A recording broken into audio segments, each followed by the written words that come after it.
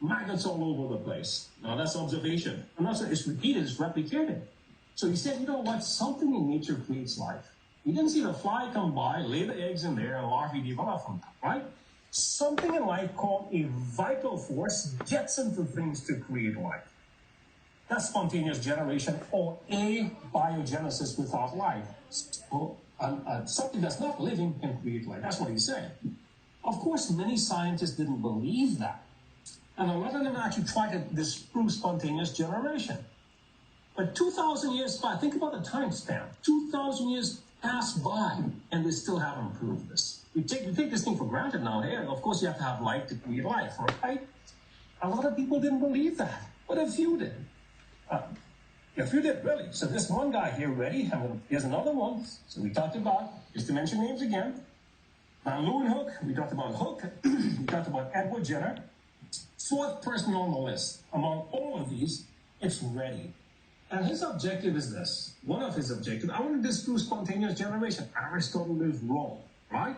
How do I go about doing this? So he kind of repeated his experiment in the laboratory, takes a flask, put a piece of meat in there, right? Comes back a week later, man, there's maggots all over the place. Yeah, Aristotle's correct, but he doesn't believe it. So, Reddy does this other experiment. He proposed, hey, you know what? Aristotle's correct, but I still don't believe it. I'm going to do another experiment. So he takes a flask, put the meat in there, and then covers this with gauze. That seems like ridiculous, right? Flies can't get in. Comes back a week later, no maggots at all. Publishes his work. Lots of people believe him. Many didn't believe him, because here's why. That vital force, that thing that creates life, couldn't penetrate through the gauze to get to the meat to create the maggots. I know it seems ridiculous, but this is the philosophy of science. And what could be more important, right? What's life? How does it generate? Nonetheless, he really believed spontaneous generation was incorrect. But this experiment didn't disprove Aristotle. Why? It's because you put something in the mix right over here. That's that gauze. That vital force had a hard time getting to the gauze to get to the meat to create the new life. All right, 200 years pass by, and comes along this really, really cool man. His name is Louis Pasteur. And again, I tell my students all the time, if the Nobel Prizes were being handed out at his time, and he would probably have about 100 of them, because he did so many different things. And I'm going to show you a few things that directly relate to infectious diseases that he actually proposed. And by the way, it turned out to be true. All right? Louis Pasteur. There's a movie about him. Look at him. That movie is really fascinating, actually. It gives you a sense of what was going on here. So as far as we're concerned, the major thing is pasteurization. Think about the name, think about the term, and then this thing that we call the germ theory of disease. Now, keep in mind, look at the dates, 1854 to 1914. Not so much of a long life. So that's like 60 years, right? Or something like that. But so much he packed into his life in a very short period of time. So, on the philosophical end, he was interested in disproving spontaneous generation also. So let me just tackle this part first, and then I'm going to move on to his contributions to what we care about. All right, so here's his basic experiment. So we're going to focus on the philosophy of life now, right? So he believes in biogenesis. Life comes from pre-existing life, but you have to show that. And so far, Reddy hasn't done that. Other people like Spallanzani didn't believe in spontaneous generation. But they didn't do the appropriate experiment to obliterate that concept. All right, so here's what he did. We're looking at Louis Pasteur now, right? And we're looking at, basically, disproval of spontaneous generation. So here's what he did.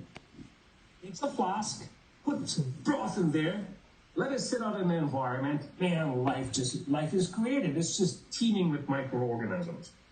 Aristotle is correct. There's nothing that disproves Aristotle here. He does another experiment.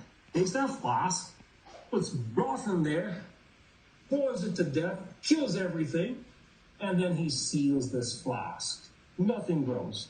But we know what the argument is, right? Just like you saw with the gauze, you seal the flask, that vital force can't get in. So the matrix, that broth, could cause growth. In other words, to create life. So this doesn't disprove spontaneous generation either, just like we saw with the gauze for Reddy's experiment. Now let's take a look at this one. He said, you know what? There's no way I can prove this scientifically based on the experiment that I just did. So, how am I going to disprove spontaneous generation? I can still have the vital force coming in, but I see no life. That's the cool thing. And this is so simple and elegant. Simplicity is elegance and simplicity, all right? So here's what he did. He takes that flask, puts broth in there, boils it to death, and everything dies, right? But here's the modification. He actually created this little tube that's hollow, of course, with an opening. So this is called a swan neck flask. I mean, if you read stuff on spontaneous generation or biogenesis, this comes up all the time. So when it comes to spontaneous generation, this is the experiment that he did. The swan neck flask experiment. So he takes broth, boils it to death, kills everything, and then he leaves this open. Of course, what happened, microorganisms, they can actually enter, or that vital force can enter, per se, but nothing grew. So let's just focus on the vital force. There's nothing preventing from that vital force from entering the flask. If that were true, if Aristotle's concept was true, I would still have growth here. Nothing grew. Of course, microorganisms enter this opening, but they actually sedimented right over. They were trapped. They couldn't make their way up to the broth. This simple experiment, ridiculous as it seems, actually disproved 2,000 years, actually 2,200 years of something that had pervaded science. That's spontaneous generation, all right? So this simple experiment refuted the concept of spontaneous generation. So this is on the philosophical side. But I told you his work also influenced things that led to what we know about infectious diseases, microbiology, and science in general. All right, so going back to spontaneous generation, this is what he wrote. I have kept from them, and I am still keeping from them, that one thing which is above the plan to make. I have kept from them the germs that float in the air. I have kept from them life. All right, so he's the one who disproved spontaneous generation, but I told you this already. Man, if they were handing out Nobel Prizes back then, he'd get a ton of them.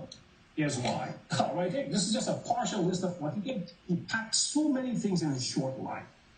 He worked for the wine industry. He was interested in fermentation. Why did wine spoil? In other words, alcohol turned to acetic acid. He figured that out. Of course, we just showed he actually disproved spontaneous generation. He developed something called pasteurization. So, you guys, if you go to the grocery store, you buy milk, most milk containers, you're going to read pasteurized milk. When it comes to infectious diseases, a lot of things were transmitted through drinking and eating contaminated food. He said, you know what, let's just heat our liquid up, like milk, for example, 65 degrees for about 5 minutes, it kills pathogens, or most pathogens. Death rate and infection rate just went down like crazy. So that's pasteurization. But here's a really cool thing that he did. He proposed the germ theory of disease. Now we're getting to our neck of the woods, because that's what we're interested in. Now keep in mind that Lewin discovered the microbial world. At this time, bacteria, people are realizing there's that microbial world that might be involved with pathogenesis. Now, he's putting a finer point on it. These things that we're seeing through the microscope, maybe they cause disease in humans. That's the germ theory of disease. All right, so microorganisms are responsible for disease. So those are important things. Another thing, I just mentioned Edward Jenner. He's the father of immunization. Well, guess what? Pasteur also developed vaccination techniques, all right? And again, they didn't even know why vaccines work, but they were observing things in nature and making a applied value to that. All right. Now, his work actually influenced a whole bunch of other individuals. And I'm going to talk about a couple of them, especially Joseph Lister and Robert Koch, all right?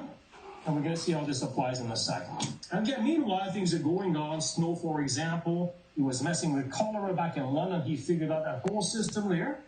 All right. So these, I'm not so interested in this. The names I'm pointing out to you, they're very important. So there's a whole list of them. I'm going to point out the significant ones. Let's get to Lister. Joseph Lister. Here's what he's observing.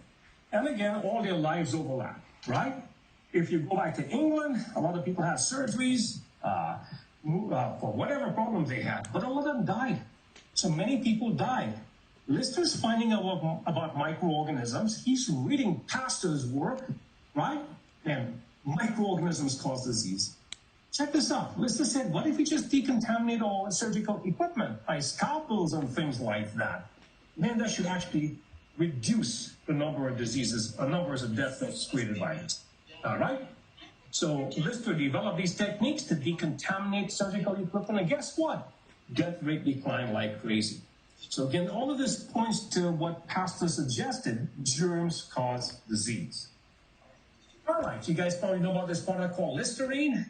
All right, that was invented way back around late 19th century. It's because of what he did.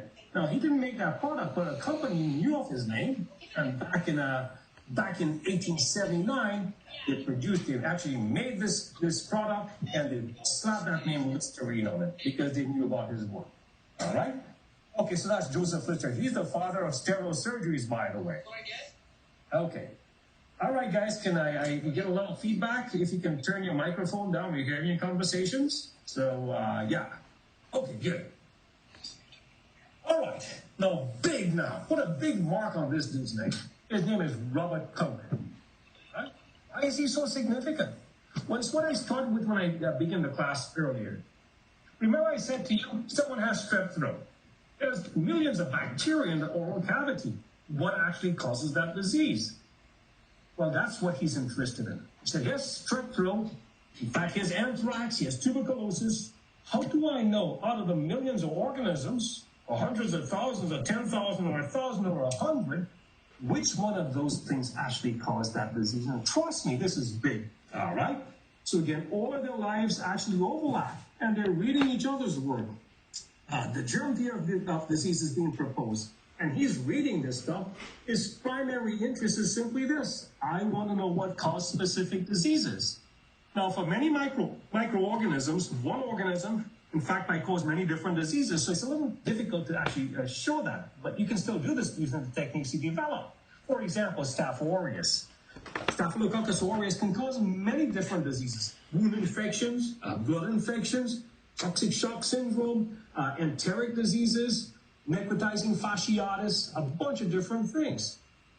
But some organisms, they cause very specific diseases. Like tuberculosis is not caused by anything else but Mycobacterium tuberculosis. Leprosy is not caused by anything else but Mycobacterium leprae. So that's what he's interested in. Anthrax is not caused by anything else but Bacillus anthracis. All right? So his objective is to say this, but how can I actually develop a technique to show that correlation? This organism, that disease. So what he did, he said to do this, I would have to be able to grow the organism. That's really important. So for the first time, people started devising techniques like this. You guys know about Petri plates, agar plates. These are immediate nutrients that we can use to grow bacterial cells. So him and his lab assistant actually developed techniques like this to make agar plates so we can grow organisms. By the way, here's an example, and you guys will be doing this in the laboratory. Some of you have already worked with bacteria, so you know what I'm talking about. But this is agar. Think about Jell-O. There's lots of nutrients in there, and you can grow microorganisms. Here you can see many different microorganisms. These are called a colony. Each one is called a colony. See different microorganisms, you have different colors and all that stuff. We're going to see that in the laboratory, all right? Now, having done this, now he can tackle what he wants to tackle. How do I isolate and identify specific organisms that's associated with specific diseases? So here's what he did. He developed 4 postulates, all right? So this is Robert Koch, and his job is to find out the etiological agent. That simply means what causes something. And he worked with many different diseases, but he used this basic technique. 4 postulates. I'm going to show you an example in a second. Let me just lay it out for you, all right?